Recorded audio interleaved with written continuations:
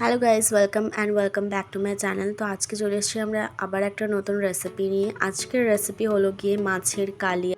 আমি এখানে মাছের কালিয়াটা খুব সিম্পলভাবেই খুব ইজিভাবেই বানিয়েছি, কিন্তু লাস্টে আমি একটা টুইস্ট অ্যাড করেছি। সেই টুইস্টটা দেখতে গেলে তোমাদের ভিডিওটা লাস্ট পর্যন্ত দেখতে হবে। তো চলো দেখে নিই ইনগ্রিডিয়েন্টস কী কী লাগছে। প্রথমে আমি এখানে নিয়েছি 500 গ্রাম গ্রাস কাপ মাছ। মাছটাকে আমি ভালোভাবে নুন হলুদ দিয়ে ম্যারিনেট করে রেখেছি। এবার আমি নিয়েছি টমেটো কুচি, পেঁয়াজ, সাথে নিয়েছি আদা রসুন বাটা এবং 4টে কাঁচা লঙ্কা কুচি করে আমি কেটে নিয়ে একটা পাত্রের মধ্যে রেখে। এবার গ্যাসের মধ্যে একটা প্যান বসিয়ে প্যানটা ভালো মতো গরম হলে আমরা এর মধ্যে মাছ ভাজার মতো তেল দিয়ে নেব।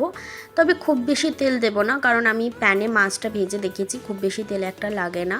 এবার আমি মাছগুলোকে এর মধ্যে দিয়ে নেব, দিয়ে ভালো মতো করে লাল লাল করে বেশ একটু ভেজে নেব আমরা।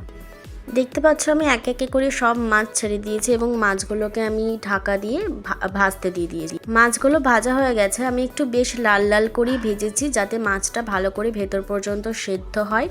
এরপরে আমি প্যানের মধ্যে ওই তেলের মধ্যেই আমি গোটা জিরে ফোড়ন দিয়েছি। এবার ফোড়নটা একটুখানি ভালো মতো লাল লাল হয়ে গেলে আমরা এর মধ্যে অ্যাড করে নেব পেঁয়াজ কুচি। আমি এখানে দুটো মিডিয়াম সাইজের পেঁয়াজ কুচি করে নিয়েছি।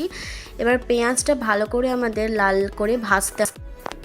দেখতে পাচ্ছ পেঁয়াজটা ভাজা হচ্ছে প্যানের মধ্যে। ইতিমধ্যে আমি একটা পাত্রে একটা গোলা মশলা রেডি করব। সেজন্য আমি ধনে গুঁড়ো, শুকনো লঙ্কা গুঁড়ো এবং জিরে গুঁড়ো পাউডার নিয়েছি। দিয়ে এই সবগুলোকে একসাথে একটু পরিমাণ জল দিয়ে আমি এটাকে মিক্স করে রেখে দেবো সাইডে।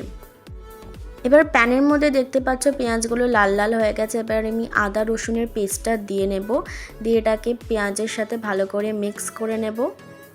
ভালো করে মিক্স করে নেওয়ার পর এবার আমরা এর মধ্যে অ্যাড করে নেব টমেটো কুচি। টমেটো কুচিটা দিয়েও আমরা এটাকে আরও ভালো করে মিক্স করব।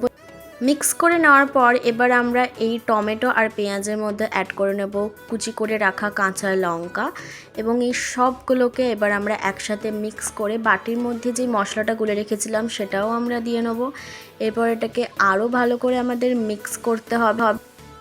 ভালো মতো মিক্স হয়ে গেলে এরপর আমরা অ্যাড করে নেব এর মধ্যে স্বাদ মতো নুন। আমি 2 ছোটো চামচের নুন অ্যাড করেছি, তোমরা স্বাদ মতো নুন অ্যাড করে নিও। এরপর আমি এটাকে কিছুক্ষণের জন্য ঢাকা দিয়ে রেখে দেব। ততক্ষণ ঢাকা দেবো যতক্ষণ না টমেটোটা একটু গলে গলে আসছে। টমেটোটা গলে আসলে আমাদের গ্রেভিটা আস্তে আস্তে প্রিপেয়ার হবে। এই মাছের কালিয়াটা খুব একটা গ্রেভির মতো হয় না, একটু শুকনো শুকনো থাকে। এবার দেখতেই পেলে আমি অল্প পরিমাণ জলের মধ্যে অ্যাড করে দিয়েছি গ্রেভিটাকে বাড়ানোর জন্য। এটাকে আবারও জল দিয়ে আমরা ভালো করে মিক্স করে নেব এবং তোমরা দেখতে পাচ্ছ কত সুন্দর লাগছে গ্রেভিটা দেখতে। এরপর আমরা আবারও এটাকে কিছুক্ষণের জন্য ঢাকা দিয়ে নেব এবং ঢাকা দেওয়ার পর খুললেই দেখতেই পাচ্ছ মশলাটা অনেকটাই প্রিপেয়ার হয়ে গেছে। এবার আমরা ভেজে রাখা মাছগুলোকে এর মধ্যে অ্যাড করে দেব।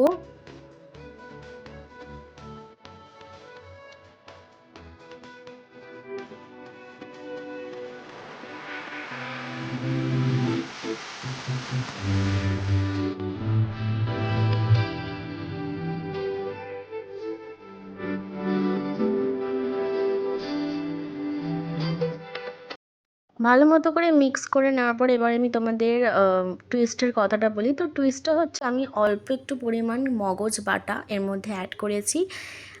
আমি খেয়ে দেখেছি স্বাদটা অপূর্ব হয়েছে এবং আমি একটু পরিমাণ ঘরে তৈরি করা গরম মশলাও এর মধ্যে অ্যাড করেছি।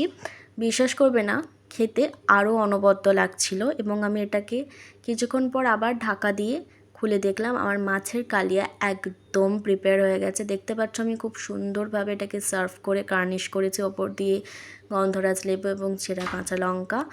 তো এটাই ছিল আমার আজকের ভিডিও।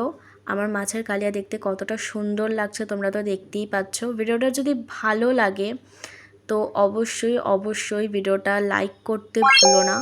অবশ্যই ভিডিওটাকে লাইক করো, আমার চ্যানেলটিকে এবং পাশের বেল আইকনটি প্রেস করতে একদমই ভুলবে না।